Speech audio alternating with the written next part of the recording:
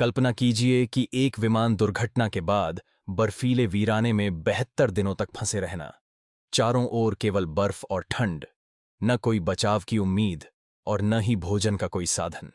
यह कहानी एक रग्बी टीम और उनके परिवारों से शुरू होती है, जो एक अंतिम मैच के लिए एक सामान्य उड़ान पर निकले थे। उनकी यात्रा में कोई विशेष चिंता नहीं थी, लेकिन अचानक हालात बदल गए। दुर्घटना के बाद सभी यात्री अपने जीवन के लिए संघर्ष करने लगे। इस कठिन परिस्थिति में उनकी हिम्मत और जिजीविषा की परीक्षा शुरू होती है। यात्रियों में से कई पहली बार विदेश यात्रा कर रहे थे और वे विमान की खिड़की से बर्फ से ढकी पहाड़ियों के मनोरम दृश्य का आनंद ले रहे थे। सभी के चेहरों पर उत्साह और जिज्ञासा साफ झलक रही थी, क्योंकि उनके लिए यह एक नया अनुभव था। जैसे ही विमान एंडीज पर्वत श्रृंखला के करीब पहुंचा, किसी को भी आने वाले संकट का आभास नहीं था। वातावरण में उमंग थी, लेकिन नियति ने उनके लिए कुछ और ही तय कर रखा था। अचानक एक भीषण बर्फीला तूफान आता है, जिससे विमान जोर जोर से हिलने लगता है। यात्री घबरा जाते हैं और कुछ के चेहरे पर डर साफ झलकता है। हालांकि कुछ यात्री दूसरों को शांत करने की कोशिश करते हैं और समझाते हैं कि पहाड़ों के ऊपर इस तरह की वायुगतिकीय हलचल सामान्य है। इस अप्रत्याशित स्थिति में सभी की धड़कनें तेज हो जाती हैं, लेकिन कुछ लोग धैर्य और समझदारी दिखाते हैं। अचानक मौसम और भी खराब हो जाता है, जिससे विमान का नियंत्रण पूरी तरह से खो जाता है। पायलट कुछ समझ पाते उससे पहले ही विमान एक पहाड़ से टकरा जाता है। टक्कर इतनी भीषण होती है कि विमान दो हिस्सों में बंट जाता है। अंदर यात्रियों के बीच अफरा तफरी और चीख पुकार मच जाती है। चारों ओर हड़कंप का माहौल बन जाता है। इस दुर्घटना में कई यात्रियों की तुरंत मृत्यु हो जाती है, जबकि बचे हुए लोग मलबे के बीच एक दूसरे की सहायता करने का प्रयास करते हैं। चारों ओर अफरा तफरी और भय का माहौल है, जिससे स्थिति और भी कठिन हो जाती है। पायलटों की भी इस हादसे में जान चली जाती है, जिससे समूह के पास कोई नेतृत्व नहीं बचता। अब सभी को मिलकर कठिन परिस्थितियों का सामना करना है और एकजुट होकर आगे बढ़ने का रास्ता तलाशना है। 45 लोगों में से केवल 27 ही प्रारंभिक विमान दुर्घटना में जीवित बच पाते हैं। जैसे जैसे रात गहराती है, तापमान तेजी से गिरने लगता है, जिससे हालात और भी कठिन हो जाते हैं। जीवित बचे लोग अपने पास उपलब्ध सामग्री और यहां तक कि मृतकों के शरीरों का भी उपयोग करते हैं, ताकि विमान के अंदर की गर्मी को बनाए रखा जा सके और ठंड से बचाव हो सके। यह कठिन समय उनके लिए साहस और एकजुटता की परीक्षा बन जाता है। बचे हुए लोग एक दूसरे के करीब सिमटकर ठंड से बचने की कोशिश करते हैं, लेकिन रात उनके लिए बेहद कठिन और दर्दनाक साबित होती है। सुबह होते होते कई और लोगों की जान ठंड के कारण चली जाती है। हालांकि अब तूफान थम चुका है, जिससे उन्हें थोड़ी राहत महसूस होती है। यह विराम उन्हें अपनी स्थिति पर विचार करने और आगे की योजना बनाने का अवसर देता है। जैसे ही समूह बाहर निकलता है, वे देखते हैं कि वे एक घाटी में पूरी तरह से घिरे हुए हैं। चारों ओर ऊंचे ऊंचे पहाड़ हैं। आसपास कहीं भी सभ्यता या किसी भी प्रकार के संसाधन का कोई संकेत नहीं मिलता। यह स्थिति उन्हें तुरंत अपनी सुरक्षा और जीवित रहने के बारे में सोचने पर मजबूर कर देती है। अब उनके सामने सबसे बड़ी चुनौती है इस अनजान और कठिन वातावरण में खुद को सुरक्षित रखना और आवश्यक संसाधनों की तलाश करना। वे मलबे को व्यवस्थित करते हैं ताकि सोने के लिए जगह बनाई जा सके और घायल लोगों की देखभाल की जा सके। बर्फ को पिघलाकर पानी प्राप्त किया जाता है, जिससे उनकी प्यास बुझती है। भोजन की मात्रा सीमित है, इसलिए वे उसे सावधानीपूर्वक बांटते हैं। इस कठिन परिस्थिति में सभी लोग एक दूसरे का सहयोग करते हैं और जीवित रहने के लिए हर संभव प्रयास करते हैं। मृतकों को सम्मानपूर्वक बर्फ से ढक दिया जाता है ताकि उनके शरीर सुरक्षित रह सकें, इस आशा में कि किसी दिन उन्हें बचाया जाएगा। जीवित बचे लोग आसपास से उपयोगी वस्तुएं एकत्र करते हैं और लंबी प्रतीक्षा के लिए खुद को तैयार करते हैं। इस कठिन परिस्थिति में वे अपने संसाधनों का विवेकपूर्ण उपयोग करते हैं और एक दूसरे का सहारा बनते हैं। समय बीतने के साथ उम्मीद और धैर्य ही उनका सबसे बड़ा सहारा बन जाता है। भूख और अनिश्चितता के बावजूद समूह अपने पास बचा हुआ भोजन आपस में बांटता है। सभी इस बात पर दृढ़ हैं कि भोजन को बचाकर रखना चाहिए ताकि सहायता आने तक काम चल सके। उन्हें विश्वास है कि जल्द ही बचाव दल पहुंचेगा और सरकार हस्तक्षेप करेगी। इस उम्मीद में वे बेसब्री से इंतजार करते हैं, हर पल राहत की खबर का इंतजार करते हुए। दुर्घटना स्थल एक घाटी में स्थित है, जिसे चारों ओर ऊंचे पहाड़ों ने घेर रखा है। इस कठिन भौगोलिक स्थिति के कारण बाहर निकलना लगभग असंभव सा प्रतीत होता है।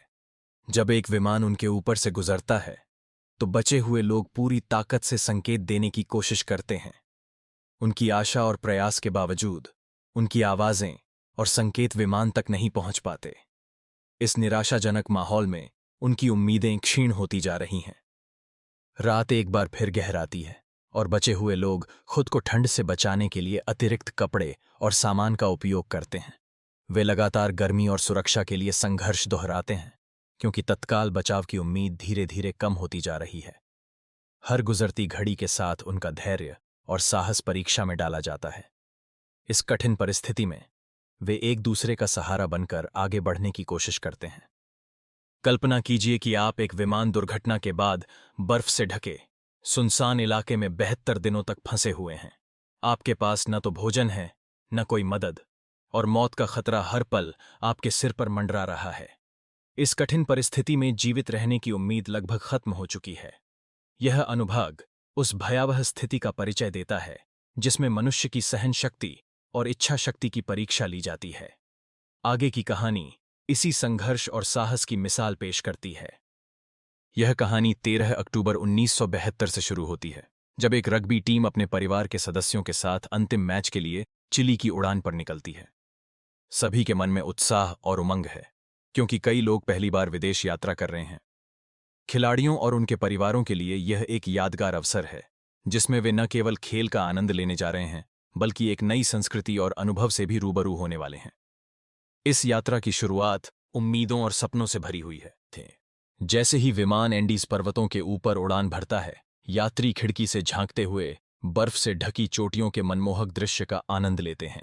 चारों ओर बर्फ की चादर फैली हुई है और वातावरण में एक शांत उत्साह व्याप्त है। किसी को भी यह आभास नहीं है कि कुछ ही समय में एक अप्रत्याशित आपदा उनके सामने आने वाली है। इस शांतिपूर्ण क्षण में सभी सुरक्षित और निश्चिंत महसूस कर रहे हैं, लेकिन भविष्य में घटने वाली घटना से वे पूरी तरह अनजान हैं। अचानक एक भीषण बर्फीला तूफान आ जाता है, जिससे विमान में तेज झटके और यात्रियों के बीच घबराहट फैल जाती है। चालक दल द्वारा बार बार आश्वस्त किए जाने के बावजूद स्थिति तेजी से बिगड़ने लगती है। मौसम की गंभीरता के कारण सभी यात्री चिंतित और असहाय महसूस करने लगते हैं। वातावरण में तनाव और अनिश्चितता स्पष्ट रूप से महसूस की जा सकती है। मौसम की उथल पुथल और तेज झटकों के कारण पायलट विमान को नियंत्रित करने के लिए संघर्ष करते हैं। हालात तेजी से बिगड़ते हैं और अंततः विमान एक पहाड़ से टकरा जाता है। टक्कर के प्रभाव से विमान दो हिस्सों में बंट जाता है, जिससे चारों ओर अफरा तफरी और विनाश फैल जाता है।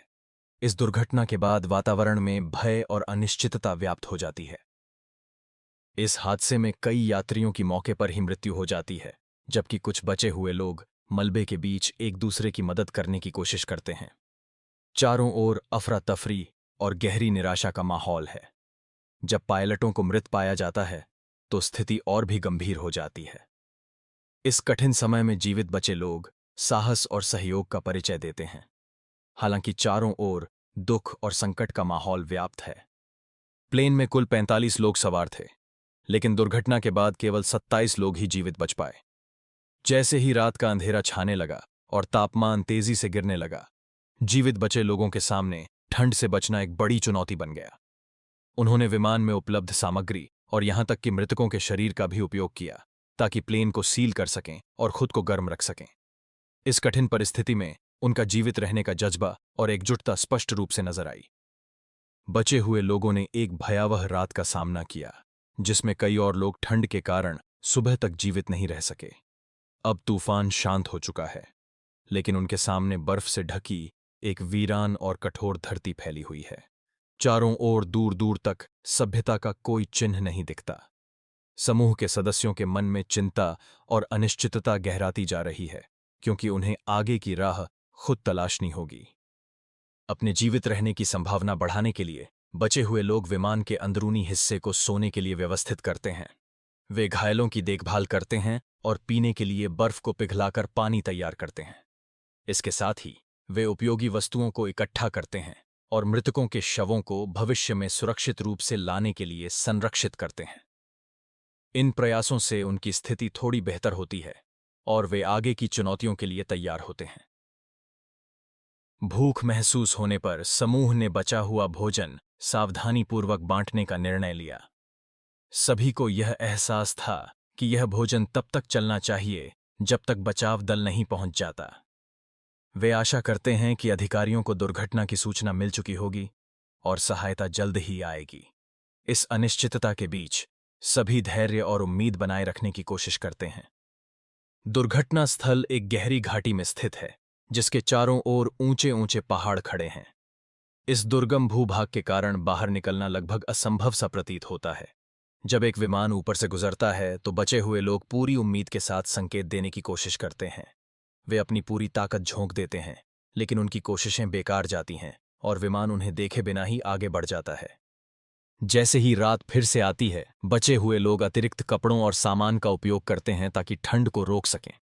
वे अपने पास उपलब्ध हर संसाधन का इस्तेमाल करते हुए खुद को गर्म रखने की कोशिश करते हैं। इस कठोर वातावरण में जीवित रहने के लिए वे बार बार अपने प्रयास दोहराते हैं। लगातार बदलती परिस्थितियों के बीच उनका साहस और जिजीविषा उन्हें आगे बढ़ने की प्रेरणा देती है।